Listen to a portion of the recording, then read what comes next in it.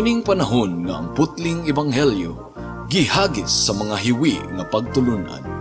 Kinahanglan mo barug ang mga tinun-an ni Kristo sa pagpakigbisog sa paglaban sa pagtuo, nga magkausa ug alang sa tanang panahong gihatag sa Dios ngadto sa iyang katawan. Maoy hinungdan nga namugna kining tulumanon ang putling ebanghelyo. 30 minutos nga pagsabwag sa tinuod nga ebanghelyo. Kauban ni Pastor Jeremias Hangad, ang putling ebanghelyo. Tulumanon nga gihatod kaninyo sa Herald of Grace Radio Ministries Philippines. Ang putling ebanghelyo.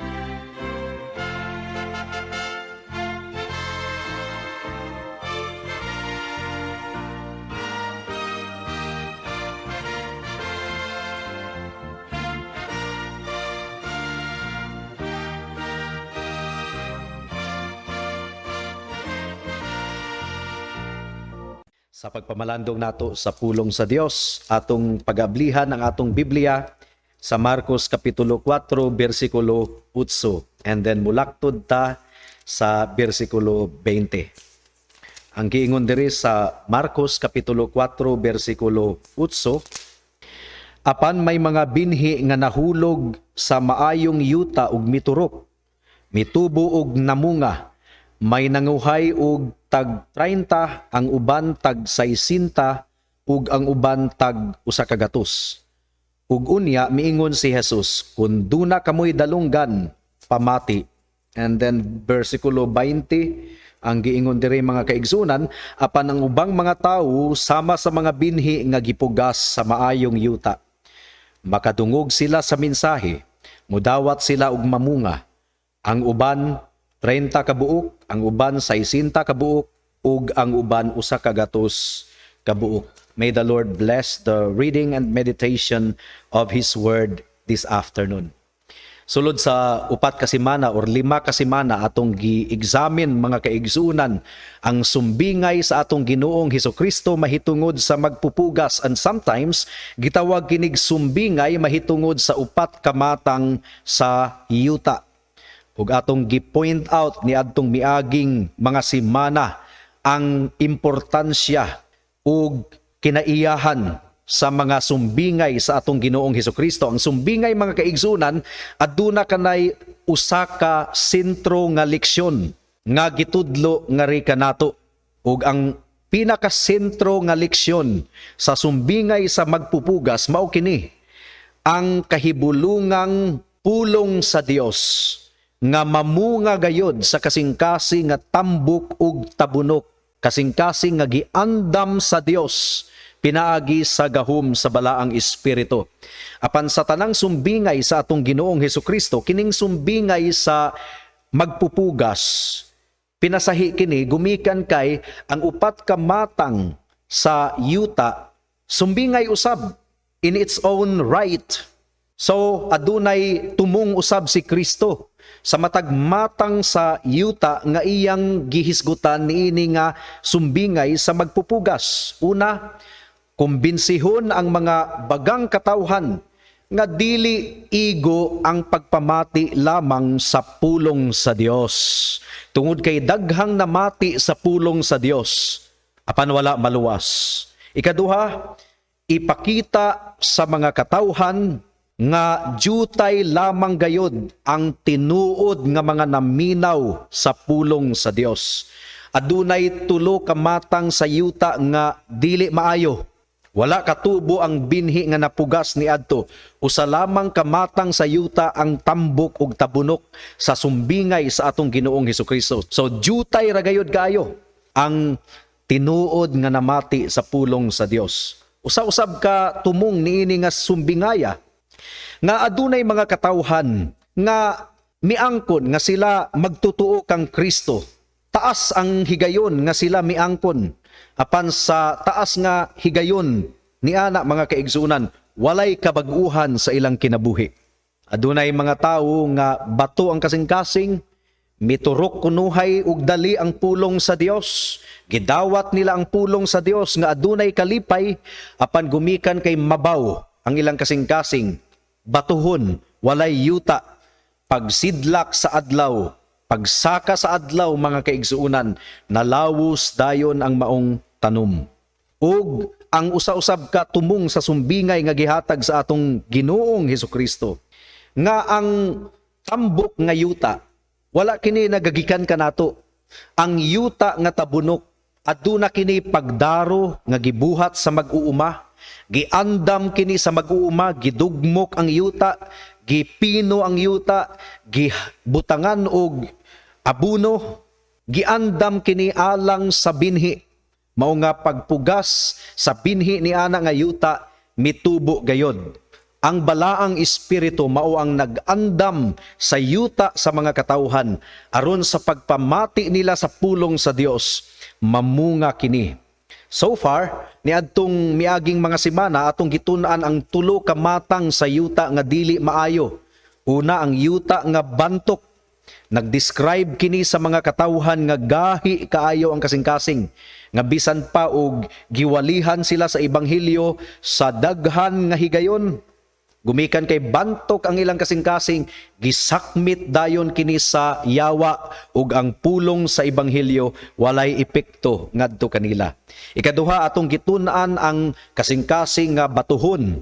Paspas kunuhay kayo miturok ang yuta, apan wala kini mipadayon, gumikan kay mabaw kaayo ang yuta ug wala makagamot ang maong binhi.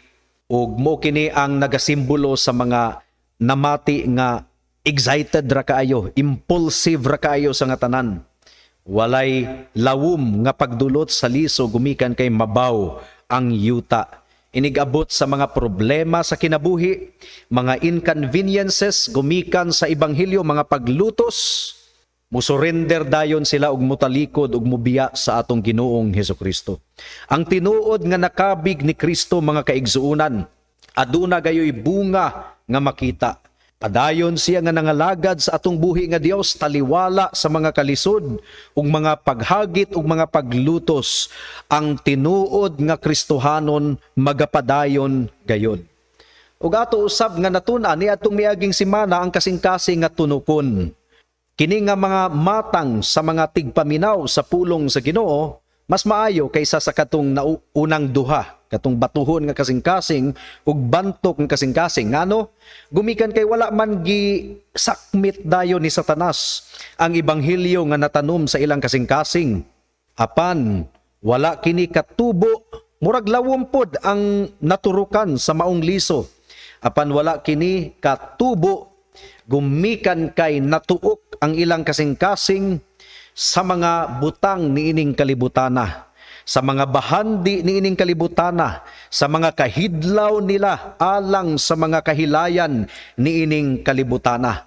So delikado di kaayo ang nakasabot sa ebanghelyo, murag nakadulot ang ebanghelyo sa ilang kasing-kasing, apan wala gayoy sinyalis nga namunga sila ug tinuod gayod sila nga Kristohanon, gumikan kay ang mga butang niining kalibutana nakatuok sa ilang kalag.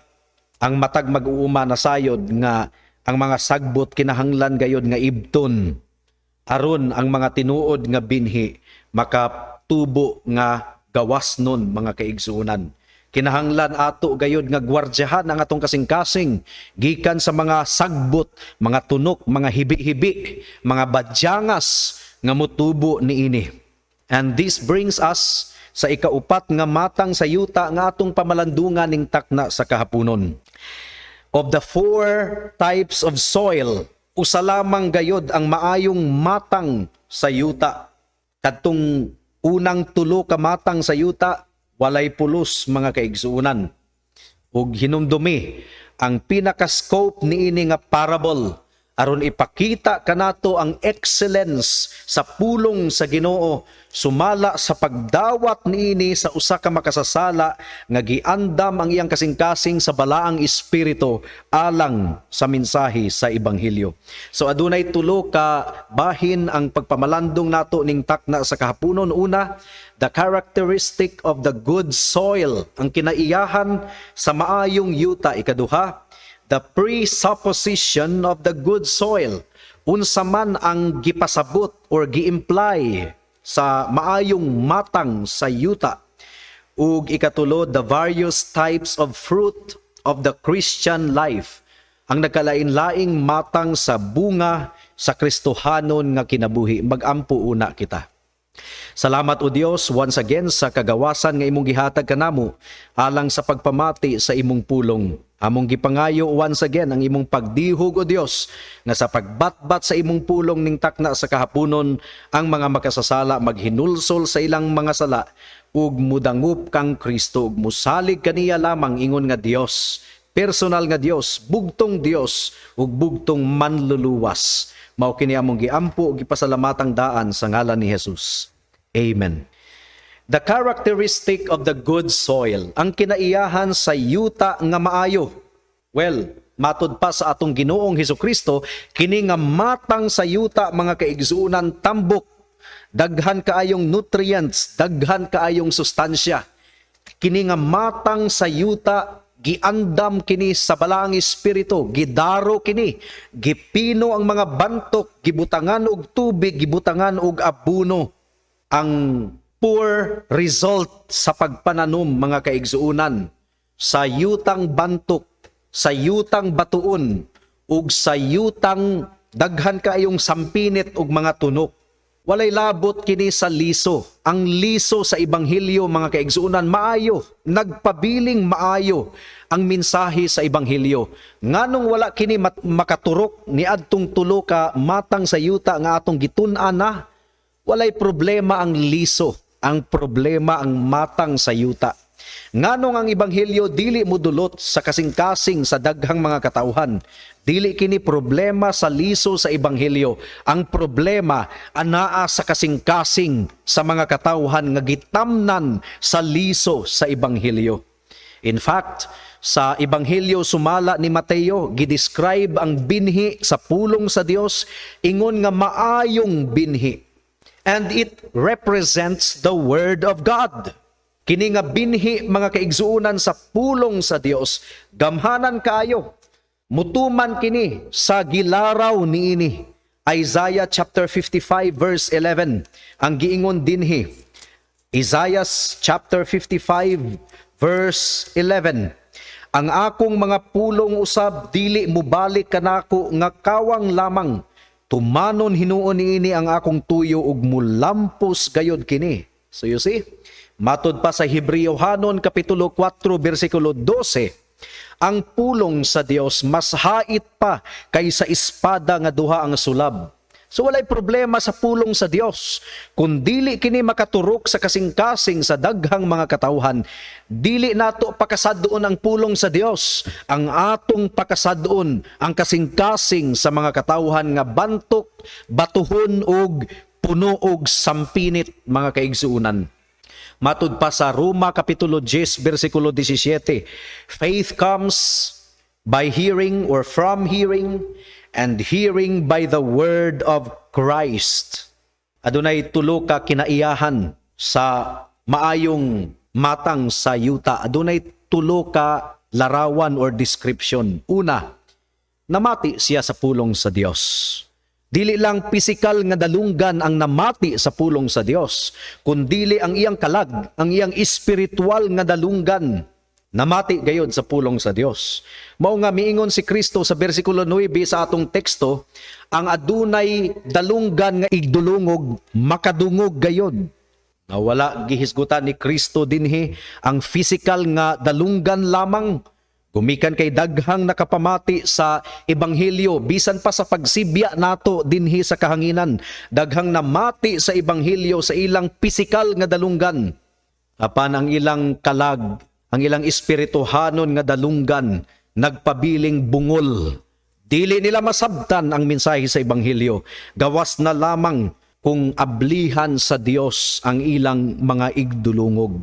Ang mga tao nga wala pa kang Kristo, ang mga dili magtotoo, naturally mga kaigsuunan, ignorante sila sa mga butang sa Dios.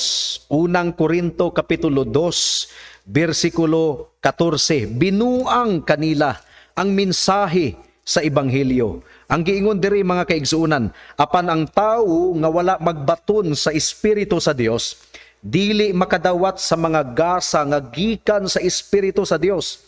Dili gayud siya makasabot niini og binuang kini alang kaniya, kay kini matugkad lamang sa espirituhanong pamaagi.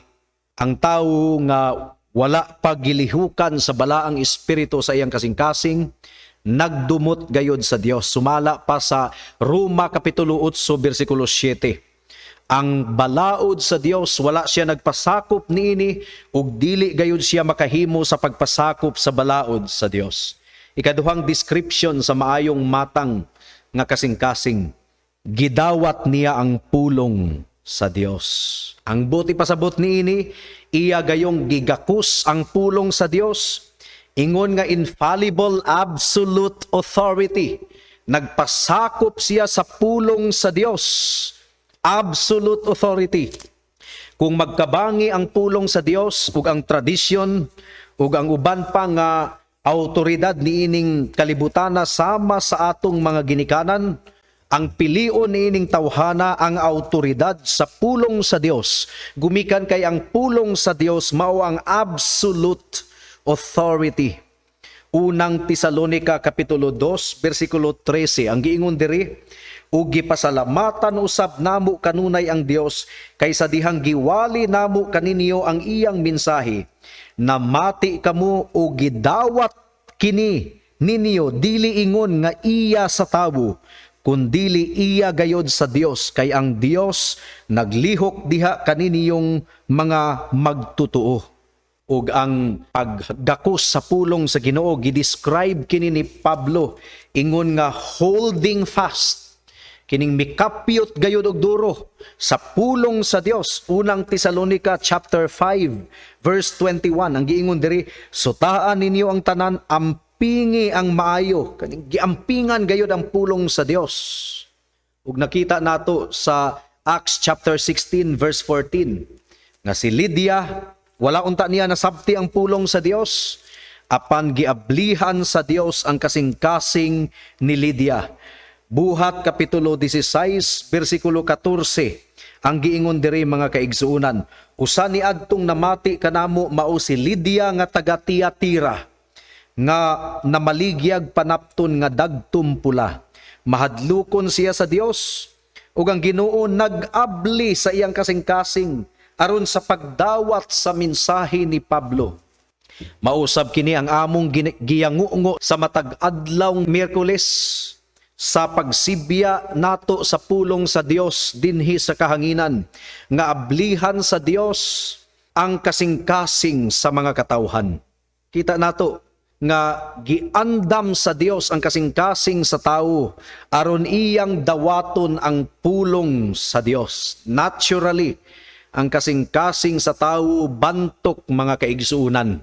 Naturally, ang tanang tawo nga gipakatawo ni ining kalibutana, bantok ang kasing-kasing. Kung adunay kasing-kasing nga nahimong humok ug madinawaton sa pulong sa Dios, obviously kana nga kasing-kasing giandam sa atong buhi nga Dios. Independent ang pagpanglihok sa Dios sa kasing-kasing sa mga tawo. Sa theology, gitawag kini og monergism. Wala kitay kontribusyon sa kapag-uhan sa atong kasing-kasing. Wala kitay gahom nga mibag-o sa atong kasing-kasing. Kung nabag-o ang atong kasing-kasing, that is exclusively the work of the Holy Spirit. Mao nga dalaygon gayud kaayo ang atong buhi nga Dios. Sa mga tawo nga dugay rang nakabati sa pulong sa Dios, apan hangtod karon wala gayud madutli sa pulong sa Dios. Banto kaayo ang kasing-kasing ang atong mga pag-ampo ug ang atong paglaom nga ang Dios mupahumok sa kasing-kasing ni anang tawhana. Kung ang kasing-kasing sa tao mahimong humok, tandugon siya sa balaang espiritu sa iyang mga sala, maghinulsol siya sa iyang mga sala, ug mudangup siya sa atong Ginoong Hesukristo. Dili kita makapahumok sa atong kasing-kasing, bisan pag-unsaon natong pagpaningkamot nga magbinuutan kita, ang atong pagkabuutan hugawng panaptong dinugan lamang atubangan sa Dios. Isaias kapitulo 64 bersikulo 6. Busa kung mabag-o man ang kasing-kasing sa tawo ug mahumok, ato kining pangayoon sa balaang espiritu. Well, ikaduha nga punto sa atong pagpamalandong ning takna sa kahaponon, the presupposition of the good soil. Nganong ang usa ka yuta mahimong tambok og tabunok? Natambok ra ba na siya og iyaha, mga kaigsuunan? Walay yuta niining kalibutan nga naturally good. Kinahanglang daruhon ang tanang yuta aron kini mahimong andam sa pagpugas. Sa susamang paagi, walay kasing-kasing niining kalibutan nga naturally good. Kinahanglang andamon kini sa Dios aron sa pagsabwag sa pulong sa Dios, mahimo kining mabungahon, mga kaigsuunan. Roma kapitulo 3 bersikulo 10 hangtod sa 12. Walay kasing-kasing sa tawo nga naturally good ang giingon diri. Kay ang kasulatan nag-ingon, wala gayoy tawo nga matarong, walay nakasabot o nangita sa Dios. Ang tanan namiya gikan sa Dios, ug nahimo silang dautan, walay bisan usang nagbuhat og maayo, wala bisag usa. Walay matarong, wala bisag usa. Walay tawo nga adunay katakos nga himuong matarong ang iyang kinabuhi. There is no natural goodness in man, mga kaigsuunan. Bisan pagbatang gamay, dili na sapayan, tudluan sa pagpangaway, palaaway na gayud ka ng bataa. Dili na siya sapayan, tudluan nga musupak sa ginikanan, supakiro na gayud ka na, mo nga kinahanglang disiplinahon ang tanang mga bata. Walay tawo nga naturally maayo ang matang sa iyang kasing-kasing, no. Gikinahanglan siya og bag-ong kapanganakan sa Tagalog, bag-ong pagpanganak. Kinahanglang matawo siya pag-usab. Kinahanglan siyang mabag-o sa iyang kasing-kasing. Ug ang Dios lamang ang makahatag og kabag-uhan sa iyang kasing-kasing, sama sa gibuhat niya kang Lydia, nga giablihan sa Dios ang kasing-kasing ni Lydia, mga kaigsuunan. Ikatulo nga punto sa atong pagpamalandong ning takna sa kahaponon, ang nagkalain-laing matang sa bunga nga ibunga sa tinuod nga mga Kristohanon. Walay exempted. Lain-lain ang matang sa bunga, pero ang tanang mga Kristohanon mamunga gayud. Every Christian bears fruit. Ang usa ka tawo nga dili mamunga, dili kana tinuod nga Kristohanon. Ang giingon ni Kristo, mailhan ninyo ang punuan pinaagi sa iyang bunga. Ug kun ang bunga maayo, ang buti pasabot ang punuan maayo. Although every Christian bears fruit, given na kana, mga kaigsuunan, nga ang tanang Kristohanon mamunga gayod, nagkalain-lain ang bunga. Matod pa sa sumbingay sa atong Ginoong Hesukristo, adunay namunga og 30 kabuok. Adunay namunga og 60 kabuok, adunay namunga og 100 kabuok. Ang kaluwasan, ang Dios lamang ang nagluwas kanato. Ang Dios ang nagbag-o sa atong kasing-kasing. Ang Dios mao ang naghinlo sa atong record sa iyang korte didto sa langit. Apan sa atong pagtubo ug pagpamunga, mga kaigsuunan, aduna usab kitay responsibilidad. Dunay gisugo ang Dios kanato nga kita mahimong mainampuon, kita magtuon sa iyang pulong, kita musunod sa iyang mga sugo ug kita magbantay. Ug bantayan usab nato ang isig ka magtutuo sa sulod sa iglesia.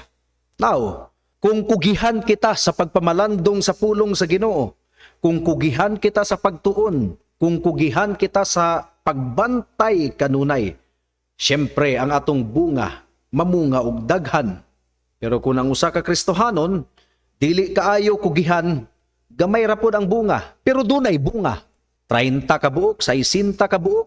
That depends upon our diligence in applying the means of grace in our lives. Bisan pa ni ana mga kaigsunan, ang tanang Kristohanon mamunga gayod. Ang pagtuo nga tinuod mamunga gayod. Wala kita naluwas pinaagi sa atong maayong buhat. Efeso kapitulo 2 bersikulo 8 ug 9. Kay tungod sa grasya naluwas kamo pinaagi sa pagtuo, dili kini gikan sa inyong kaugalingon kundili gasa kini sa Dios. Dili kini resulta sa inyong maayong buhat aron walay bisag usa nga makapanghinambog. So ang kaluwasan dili pinaagi sa maayong buhat. Klaro kaayo kana sa Biblia. Apan ang tinuod nga luwas, mamunga og buhat nga maayo.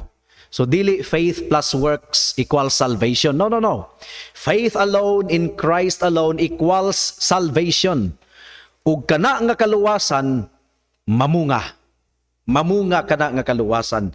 Adunay alimyon sa maayong buhat. Adunay alimyon sa pagkabalaan. Ang tinuod nga tanglad, kung imo kanang pugon mga kaigsuunan, kung imo kanang pisaton, muhumot gayod ang kahumot ni ana.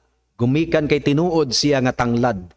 Pero kung sagbot kana nga kugon, nga mura og tanglad pud kunuhay tanawon, kung imo siyang pisaton or pugon, wala gayoy humot nga aroma mga kaigsuunan.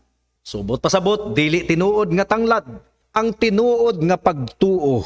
Bisan pa og pugon siya og pisaton sa mga problema sa kinabuhi. Mga limyon gayod ang iyang kahumot, mga kaigsuunan. Mga limyon gayod ang iyang pagkabalaan. Matod pa ni Pablo sa Galacia kapitulo 5, mamunga ang iyang kinabuhi og gugma, kalipay, kalinaw, pagka mapailubon, pagkaaghop sa iyang dughan, pagka maayo, pagtuo or pagka maminatudon, pagka mapainubsanon, pagka mabugnawon or mapailubon, doon na siya self-control sa iyang kasing-kasing. Ang tinuod nga pagtuo mo produce gayod og spiritual mind. Doon na gayoy bunga mga kaigsuunan. Pamalandungi kini mga kahigalaan. Ikaw nga nagaangkon nga Kristohanon ikaw. Kumusta ang imong kinabuhi? Aduna ba gayod ikaw bunga? Aduna ba'y ebidensya sa imong kinabuhi? Nga tinuod ikaw nga magtutuo? Nga ang imong kasing-kasing tambok og tabunok gumikan kay giandam kini sa balaang espiritu? Nagpadayon ba ikaw sa pagpangalagad sa Dios taliwala sa mga paglutos ug mga pagsulay sa kinabuhi? Aduna ba'y bunga ang imong kinabuhi sa tinuod nga pagtuog, tinuod nga paghinulsol sa mga kasalanan sa imong sala? Kung wala pa higala, dili ikaw tinuod nga Kristohanon. Paghinulsol sa imong sala. Ang kuna nga ikaw makasasala ug dili ikaw makaluwas sa imong kaugalingon. Ang kuna nga dili ikaw makahimong tambok sa imong kasing-kasing. Kung pasagdahan ikaw sa Ginoo, ang imong kasing-kasing magpabiling bantok, magpabiling batuhon, magpabiling tunukon. Wala kay mahimo higala. Mao nga dangop kang Kristo. Ang kuna atubangan sa Dios nga ang imong kasing-kasing gahi ug pangayua sa Dios nga pahumukon niya kini aron sa pagsabwag sa ebanghelyo sa imong kasing-kasing.